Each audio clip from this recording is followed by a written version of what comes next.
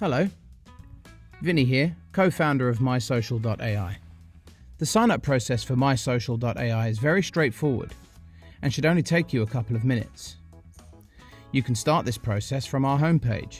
Scroll to the bottom of the page to the Plans section and hit Purchase Plan. From there, you'll come to our registration login page, where you will start your journey by connecting MySocial.ai to your personal LinkedIn profile.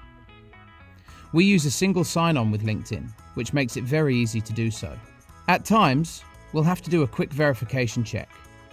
For security reasons and API updates, you may need to reconnect your profile from time to time, but on the whole, your profile will remain connected. As you can see, we've successfully pulled in our first name, surname, and email address.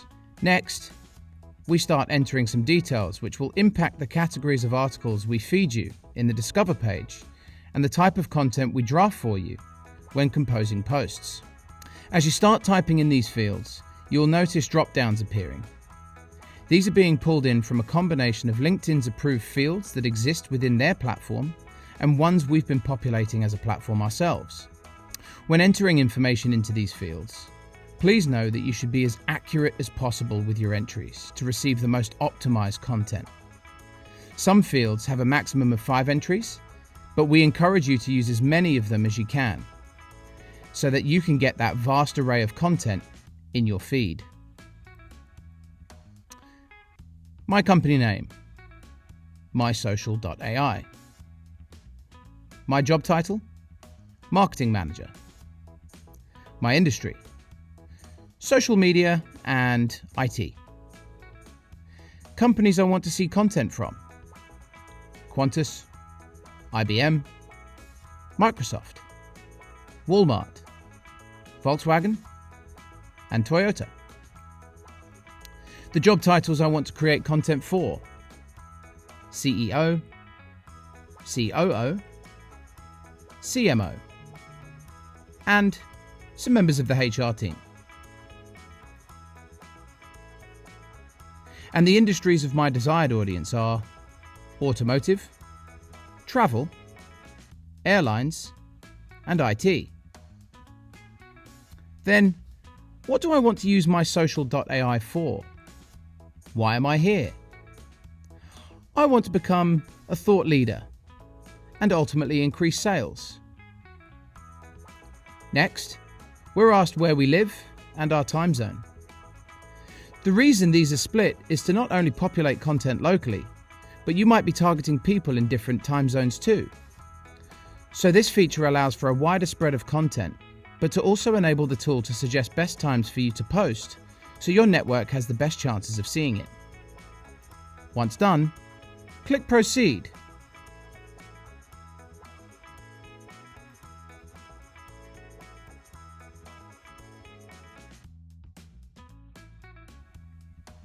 When you open up MySocial.ai, you'll notice that there are 4 tabs across the top: Create, Discover, Calendar, and Support and Settings. We'll run through each of these shortly, but let's start with Calendar. Across the calendar, you can see that you've got 2 different ways to view. You could either view in calendar mode, which is currently being displayed, or you can view in card mode. When I click on card mode, you can see what is scheduled, but not yet published from your LinkedIn profile. Scroll down to see your other content that has been published, including the date that it was, and the link to the post itself, allowing you to click through and check the activity in platform. You will be able to see the post analytics such as impressions, comments, shares, likes, and where your engagement is coming from, just like normal, depending on the LinkedIn subscription that you have. When we go back to calendar view, we can also see content that has been scheduled previously. Easily able to return to our current day view at any time, as it's highlighted in orange. We can view content that is scheduled ahead of time as well. So, for instance, this Thursday on the 13th, I can see that I have this Microsoft post. I can choose to delete the post, or view, or edit it. If I wanted, I can edit the copy or assign a different category. In this instance, I'm choosing not to. If I wanted to choose a different image, I can run a search on Pixabay to find something else. But as it already has an appropriate thumbnail, I'm going to leave it as it is. I can also change the date and time in this section if I need to as well. If I want to schedule a post by the day, having full visibility of my calendar, I can approach it this way too. For instance, this Wednesday the 19th, I can see that there's nothing currently scheduled in. So, I click on the plus symbol, and this will take me to our Create page. On the Create page, you can see that it's organized to work from top left to bottom right. And if you're like me and read near to 5 articles a day, this is a great way to schedule something you've seen today for later in the week. All I do is copy and paste the link and hit the download button to the right. This functionality pulls in the hero image, the link to the article itself, and the tool has also pulled in metadata from the article to start me off with some content to craft further.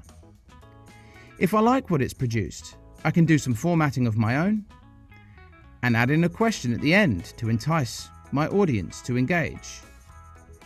My post is composed. I can apply the relevant category for better data organizing. If I wanted a different image, something more specific to an office environment, I run that search. Once I've found the image I'm happy with, I approve that image by clicking on it. We'll know it's approved when we see the tick in the top left corner. As I started the composition of this post by selecting the day I wanted to schedule it for, you'll notice the tool has identified the best time to post, based on the date I chose. From here, you can hit schedule and go to calendar to choose another slot, or instead, publish the post for right now. Alternatively, if you're scheduling numerous posts in the same session, you can click this slider to schedule this one and then post another. Once you hit schedule, it will keep you on the create function for you to drop another link in for a fresh new post, rather than taking you to the calendar page. Okay, let's go one step further. Let's start from a blank canvas in our Create page. And instead of loading a link to an article, let's test the copywriter. What I want is a comparison between Lenovo laptops and Microsoft Surface laptops, and for the tool to provide the pros and cons of each.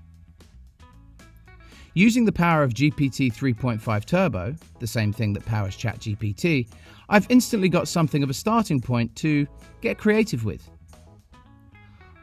I can refine my prompting to get my post to a place where I want it, and use this method to start composing some thought leadership pieces, and supply an appropriate link or an image to accompany the post, and then schedule, as seen in the previous steps. However, to try something a little further afield, but closer to home personally, let's say I'd like some ideas for composing a post on mental health. I prompt it, I get some thought starters, and it saves me time from starting with a blank page. Using this list of 10 things, I can add an intro or hook to grab the attention of my audience while making it more personal. I can say, check out this great list for supporting mental health in the workplace. What strategies have you put in place to support your staff? And has it worked? And I have the foundations of the copy for my post down. Now I need an image to go with it. An image that will capture some attention. Let's try stressed people. I find one I like, approve it, select the category, helping me identify the post at a later date should I need to, and schedule it for next week, Wednesday. By doing so, we notice the platform is automatically telling me that the best time to post is between 9 a.m. and 12 p.m. for that day specifically. I choose a time, schedule it, and go to calendar. And there we have it. I have confirmation that the post was saved successfully, and I can click on Wednesday the 19th and see that my post is ready to go out at the allocated day and time. If I want to do any edits later on, I can do that as well. Our Discover page.